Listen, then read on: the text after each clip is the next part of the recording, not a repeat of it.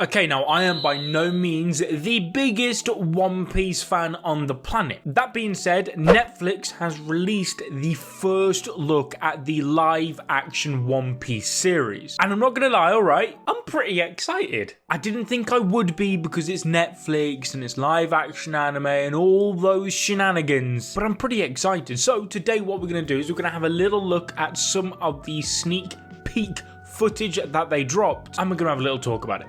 Let's go. Hello everyone, I'm Miyaki Godoy and I play Luffy in One Piece. Alright, enough talk. Roll the clip!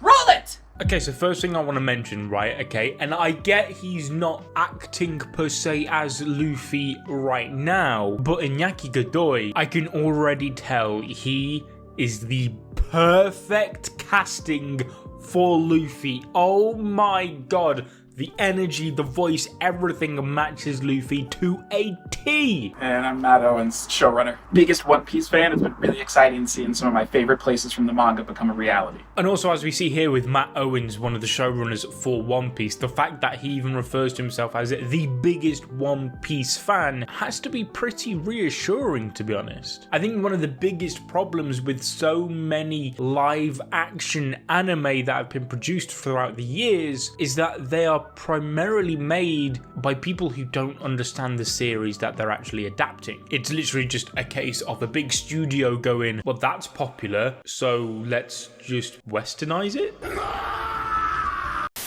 There's no in between. It works very, very, very rarely. In fact, I'm trying to think of an example of one where it's worked and nothing is really springing to mind right now. So we see the montage of all of the concept art, and I'm not gonna lie, okay, the concept art looks beautiful, but can they make the concept art actually in real life? Well, as you're about to see in a minute, I am impressed. They have actually gone and built Barate. Not just Barate either, they've made all the ships. We've already seen pictures of the Going Merry circulating around online. We've already seen pictures of Shanks's cruise ship, and they look amazing. And I just want to reiterate how incredible that is. And this is the main reason I am so excited for this series, believe it or not. Because not only is the budget astronomical, we're talking Game of Thrones level, quite clearly by all the sets that they've made, but it's the fact that they've made the sets practically. In a day and age where CGI literally dominates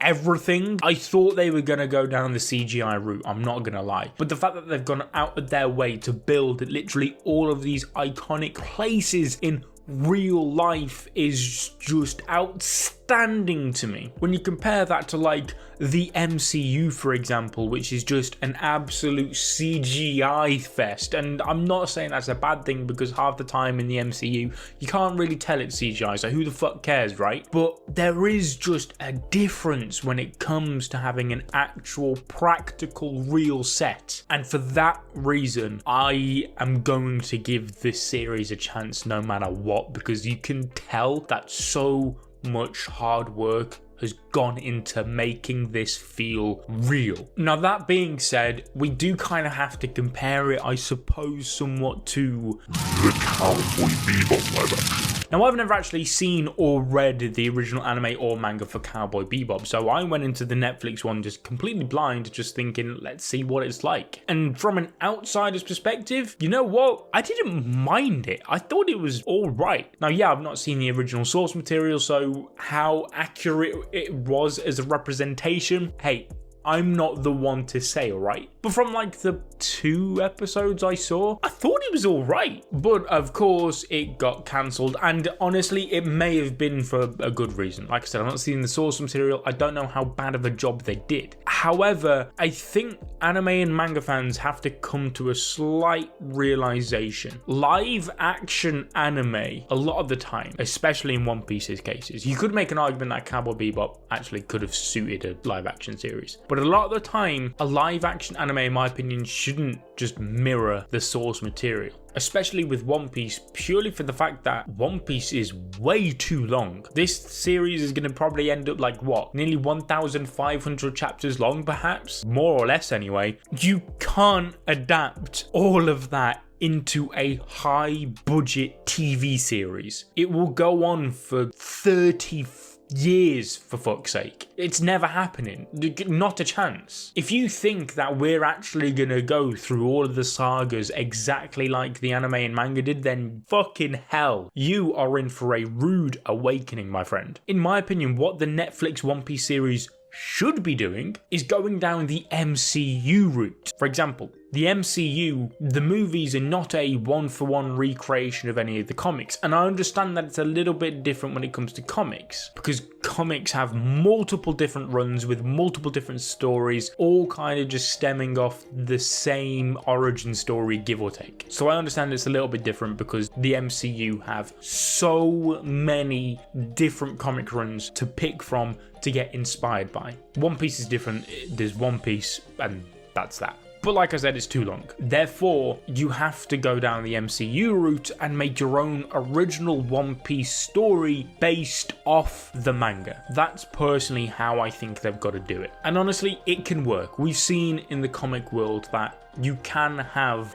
good multiple stories involving the same characters, so long as they kind of share enough of the same origin and similarities to still be able to tell that, oh, this and this are still Spider-Man, or this and this is still Luffy. So long as you can tell it is the series it's trying to be, I don't see a problem. You can still have a good One Piece story without it being a one-to-one recreation of the One Piece manga, okay? Now I know people are gonna hate that, and for that very reason, I'm 110% expecting this One Piece Netflix series to get cancelled after its first season. No matter how good it is, it could be so good, but I know for a fact, following anime and manga fans for years, that if it's not a one-to-one recreation, they ain't gonna watch it. They're not gonna care. One scene can get cut, and that is it. They will have a hissy fit, and then it'll get cancelled. But like I said, I'm not a One Piece super fan. I've never claimed to be. I think One Piece is okay, right? I'm not going to go around saying, Gojo, oh my god, One Piece peak fiction, because I don't think it is. That's just my opinion. I enjoy it sometimes. I also think it's got bad moments. That is why I'm excited for this Netflix series, because it may reignite my love for One Piece a little bit. It might give me an alternative perspective on One Piece. I don't know. I'm just excited to see what they do with it, but I'm not expecting it to stick around. I don't think we'll ever meet Crocodile, because going off the cast that they've announced up to Arlong, it seems they're going to do the whole East Blue saga, end it on Arlong, boom, sorted. I doubt we're ever going to see Crocodile. Let me know what you guys think in the comment section down below. Are you excited? Do you think it actually looks good like me? Subscribe if you're not already, and I'll see you around. Goodbye.